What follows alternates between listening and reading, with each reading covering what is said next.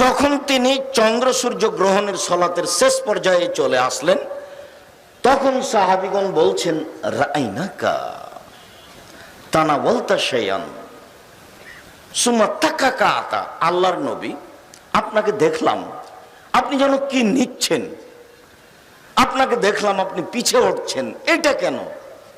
সালাতের মধ্যে আপনি কি নিচ্ছেন, সালাতের মধ্যে আপনি পিছে উঠছেন, এইটা কেন? তখন তিনি বলছেন যে ইন্নী রাআইতুল জান্নাতা, আমি সালাতের মধ্যে জান্নাত দেখলাম। ফাতানাওয়ালতু উনকুদান মিনহা, আমি জান্নাত থেকে এক টুকরা ফলমূল নিয়ে নিতে চাইলাম।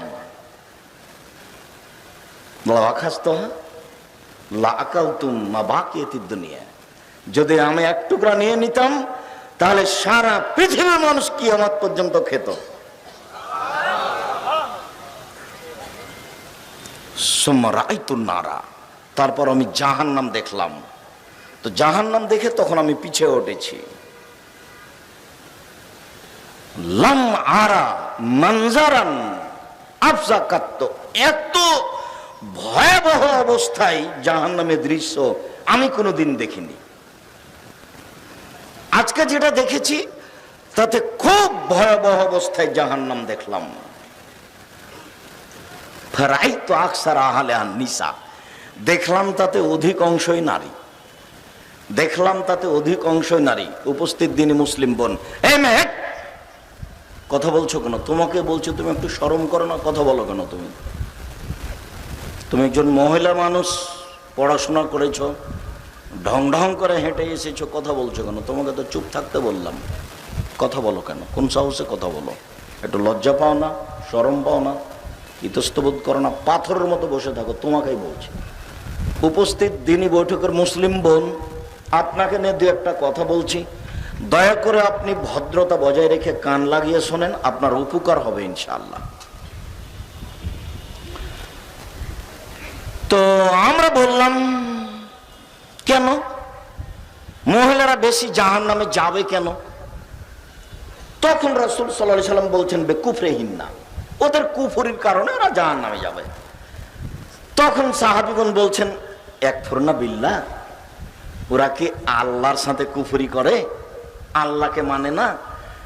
তখন আল্লাহ রাসূল বলছেন, সেইটা নয়, ইয়াকফুরনাল ইহসানা ওয়া ইয়াকফুরনাল আশিরা, স্বামীকে মানে না আর অনুগ্রহকে অস্বীকার করে।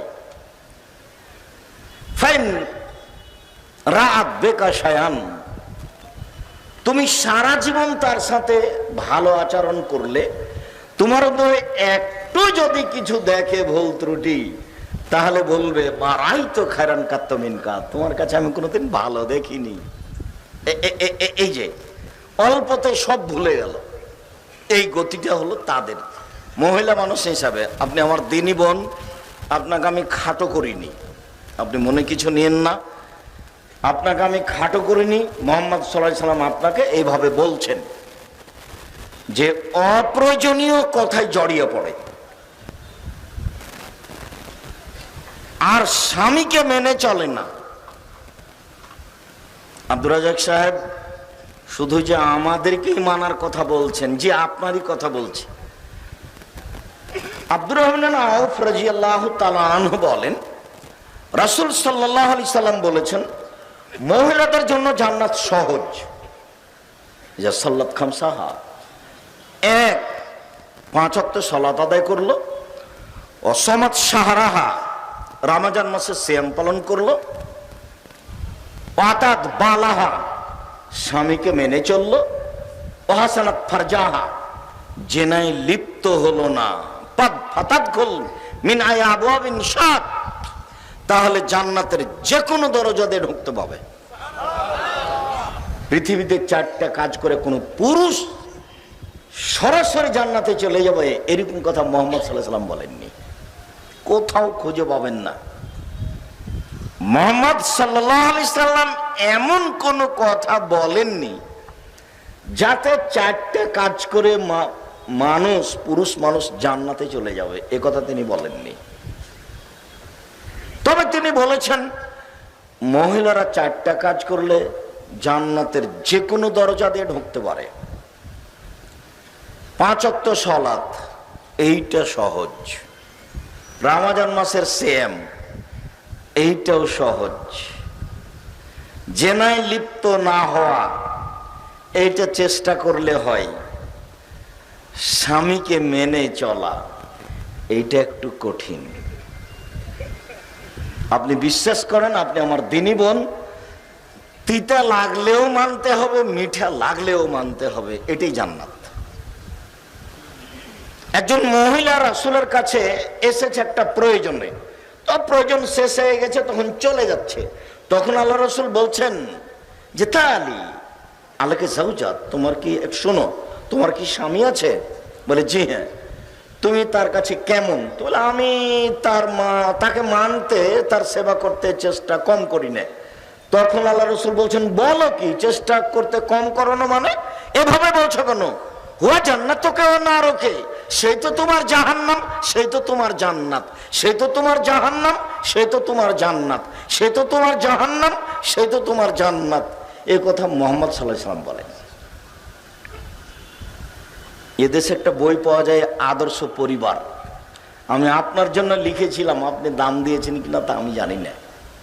আপনি বিশ্বাস করেন, বইয়ের শুরু থেকে শেষ পর্যন্ত আমি কোনোদিন কেসা কাহিনী, অপ্রয়োজনীয় কথা, জাল জয়ীফ হাদিস কোনোটা দিইনি। তবে মানুষ মাত্র ভুলের ঊর্ধ্বে নেই, আমার কোনো জায়গাতে কলমে ভুল থাকতেও পারে।